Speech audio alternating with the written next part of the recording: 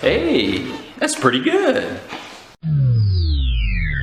Let's be honest for a second. Our favorite ninja are probably some of the best fighters the land of Ninjago has ever seen. However, they can't do everything by themselves. They need friends, and that's what I'll be talking about today. Certain characters in the series have acted as allies to the ninja, and many of them have actually gone on to provide major support to our favorite ninja during combat. But today I thought it would be fun to count down the top 10 Ninjago allies. Now, of course, this list is completely subjective to my own opinion and should not be taken as fact. With that being said, let's get right into the list.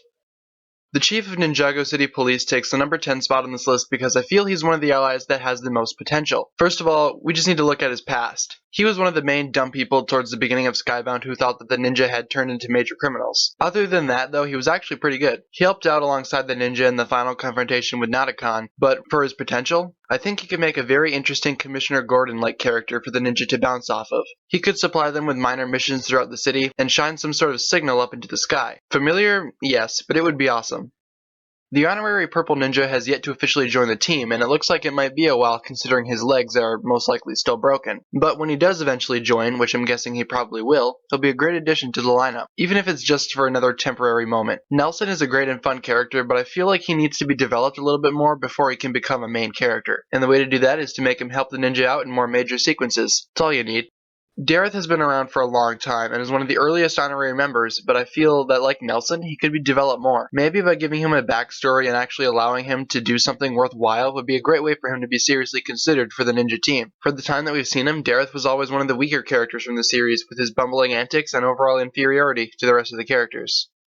I've already done a video for Echo Zane relating to where he is, but I didn't really go into depth as to who he is. Echo Zane was built by Dr. Julienne when he was held captive on his prison island. He built him in honor of his son, and somehow forgot about him during the earlier sequences of the series. No matter, Echo Zane has a heart of gold, and like Zane, he fights for what's right and he vows to protect everyone. He's shown to have remarkable fighting abilities in the past, so it's really weird to me that he hasn't become a part of the main lineup already. All the ninja need to do is just fly back out there and pick him up.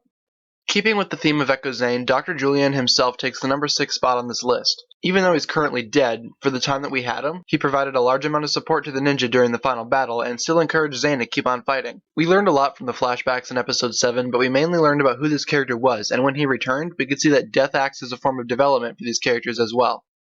Lloyd's mother and Garmadon's wife takes the number 5 spot on my list because she is just a great researcher and a major source of history for the ninja. While she may not provide assistance on a physical level, she has proven herself worthy on multiple occasions to be very knowledgeable on, again, history and also strategy. And that's not to say that she doesn't ever fight. She's definitely shown some skill in fighting, and she even knows spinjitzu. That's not something you see from other allies of the ninja, so she definitely stands out in a positive way.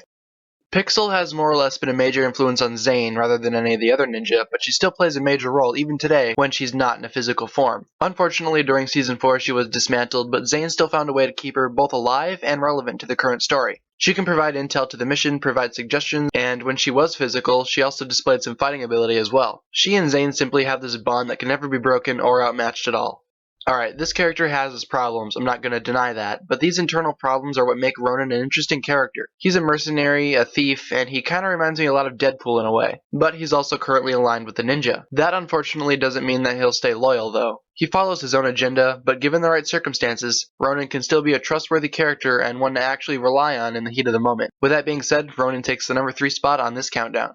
If the police commissioner is Ninjago's Commissioner Gordon, then Cyrus Borg is the equivalent to Lucius Fox from The Dark Knight. He's constantly showing off and providing new technology to the ninja for their own benefit. He is the one responsible for the creation of a handful of vehicles and mechs, and also had a major role in the restoration of Ninjago City after the final battle. His wheelchair doesn't limit his mind, and that's what gives his character his strength. Cyrus Borg is an amazing character, and I sincerely hope that he gets more screen time somewhere down the line.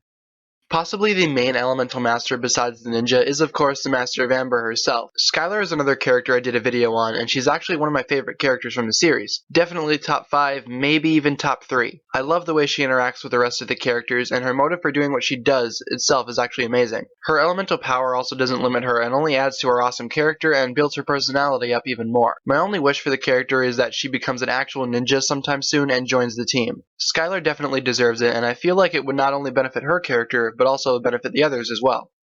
So that was my list of the top 10 Ninjago allies, or side characters I guess you could say. If you enjoyed, feel free to give this video a thumbs up rating and hit that subscribe button. It really means a lot to me and helps me out quite a bit. Also remember that you are free to leave a comment stating your thoughts, or if you just had a general comment, that's fine too. Also remember to leave your video suggestions down below as well for a chance to have your idea featured as an actual video sometime later on. Thanks so much for watching, guys. My name is TannerFishies, and with that, I bid you farewell.